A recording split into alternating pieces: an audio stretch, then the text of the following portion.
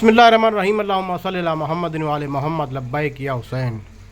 आज हम उत्तर प्रदेश के डिस्ट्रिक्ट बरेली के नगर पंचायत सेतल में हैं और सेतल में हमारे सामने बैठे हैं मेहराब अहमद साहब, जो अभी करबला की ज़ियारत के लिए गए थे जनवरी की 17 तारीख को, और 7 तारीख को आप वापस आ गए ज़ियारत करके। तो आप कांग्रेस सपा के वारिस नेता भी हैं और सक्रिय नेता हैं, ज़मीन से जुड़े हुए नेता हैं।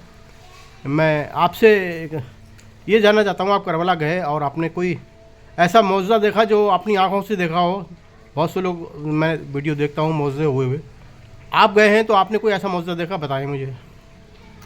देखिए, जब हम करबला पहुँचे तो हरम इमाम इस्लाम पे जब पहुँचे तो जाने से पहले मौलाना साहब ने ये बताया कि यहाँ पर आप कोई भी 3 दुआएं मांगे, हर हालत में एक दुआ तो आपकी तुरंत कबूल होगी। और ऐसा हुआ जी। हमने 3 दुआएं मांगी जी। उसमें से एक दुआ का हमें दूसरे ही दिन को रिजल्ट मिल गया। अच्छा, दुआ हमारी कबूल हो गई। अच्छा, तो यहाँ से जाने के बाद आपको मतलब जैसे कि यहाँ पर बहुत ज़्यादा वो था कि अमेरिका और ईरान में तनाव था बहुत ज़्यादा, तो कुछ आप ईरान गए तो वहाँ कुछ ऐसे हालात देखे आपने? क्या बिल्कुल नहीं। क्या हालात थे? हालात वहाँ के ये थे कि एक एक बच्चा वहाँ का खुमैनी खामनाई साहब की आवाज़ लब्बैक कहता है और चांद कुर्बान करने के लिए तैयार होता है। वो बिल्कुल तैयार बैठे हुए हैं कि तुम हम पे अगर एक कंकरी फेंक दी तो लड़ाई शुरू तुम करोगे, होगी हमारी मर्जी से ख़त्म, फिर ऐसे नहीं होगा, फिर आर पार होगी। अच्छा, इंडिया में सोशल मीडिया जो यहाँ की मीडिया है, सोशल मीडिया क्या मीडिया जो यहाँ की बड़ी मीडिया है, वो वीडियो तमाम तरह की चलाते थे कि वहाँ कब्जा कर लिया, तख्ता पलट होने वाला है, ऐसा क्या कोई वहाँ की जनता में ऐसा कुछ था क्या? ऐसा कुछ नहीं है वहाँ पर, कुछ नहीं है। जैसा हम भी यहाँ पर देखते थे और डरते थे, वहाँ भी जाके हमें बड़ा डर लग रहा था इस बात का कि अगर जैसे लड़ाई हो गई तो हम फंस जाएंगे, उड़ाने बंद हो गई। लेकिन वहाँ कहीं भी ऐसा नहीं। पूरे ईरान में सबसे पहले गए हैं इमाम रज़ा अलैहिस्सलाम के रोज़े पे जी। बहुत बड़े बीच में बना हुआ है, 1 से 16 एकड़ में बना हुआ है जी। और वहाँ क्या तो जवाब ही नहीं है कुछ। वहाँ से फिर जाके नैसापुर और मतलब बहुत ही इमाम जादों की दरगाह है, शहरवानों के वहाँ पर पहुँचे हम जी। फिर हजरत खिज़र के यहाँ, जो आप कह रहे थे कुब्बत कैसे मिलती है, हाँ।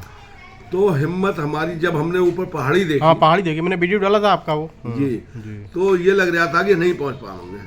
अच्छा, लेकिन हिम्मत, कुछ लोग हमारे साथ के रह भी गए। अच्छा। लेकिन हम चले गए ऊपर और जाते जाते जाते वहीं पहुंच गए। फिर 2 रकात नमाज पढ़ी हमने वहाँ पर, समझे जी।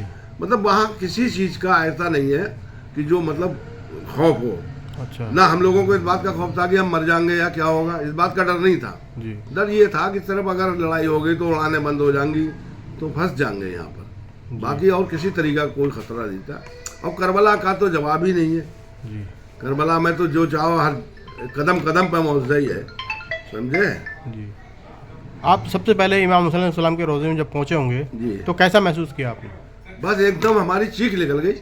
अच्छा, मतलब बेकार, अगर किसी मथाइब के कि मौलाना मथाइब पढ़े ये तो एकदम चीख निकल गई, बहुत देर रोते रहे, समझे। वहाँ पर जब करबला में गए थे तो सबसे पहले जो हम गए पहुँचे थे तो जहाँ ज़ैना बाजू मौला अब्बास का शहीद हुआ था जी, वहाँ पर। उसके बाद में हम पहुँचे दूसरे बाजू पे, फिर पहुँचे हम जो ख़याम हुसैनी लगती है वहाँ पर, तो पहला जो ख़याम था तो मौला अब्बास का था। उसके बाद में जनाब ज़ैनब और ये इस तरीके सिलसिलेवार सब थे।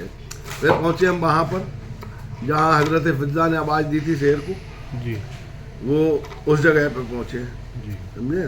फिर जहाँ मौला अली अकबर के जो तीर बर्छी लगी थी सीने में, उस जगह पे। फिर इसी तरीके से जो इमाम हुसैन सलाम की कत्लगाह थी, जहाँ पर आपके को कत्ल करा गया था, उस जगह पे पहुँचे। हज़रत अली असगर के रोज़े पे पहुँचे, हज़रत कासिम के वहाँ पहुँचे। फिर गंज सईदा में जहाँ पर सारे लाशें दफन हैं, वहाँ की तो बात ही, मतलब एक नई कुब्बत मिल जाती। शाम को ये सोचते थे कि भाई अब जैसे वैसे तो लोग जो कहते हैं करबला नाम ही तकलीफ का है, लेकिन दिल को बहुत सुकून मिलता था वहाँ पहुँच के। हाँ, दिल को सुकून मिलता था। वैसे तो करबला नाम ही इस चीज़ का है कि अगर करबला के सफ़र में आपको परेशानी ना हुई तो मतलब ही नहीं है करबला जाने का। बस दिल को बहुत सुकून मिलता था वहाँ पर, कि अजीब सा सुकून तारी होता था। अच्छा, तो ये सारे रोज़े आसपास ही हैं जितने जो आपने बताए हमें?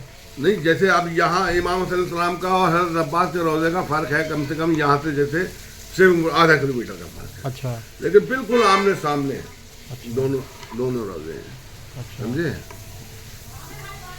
तो फिर इधर को हटो तो हज़रत अली अकबर का वो है।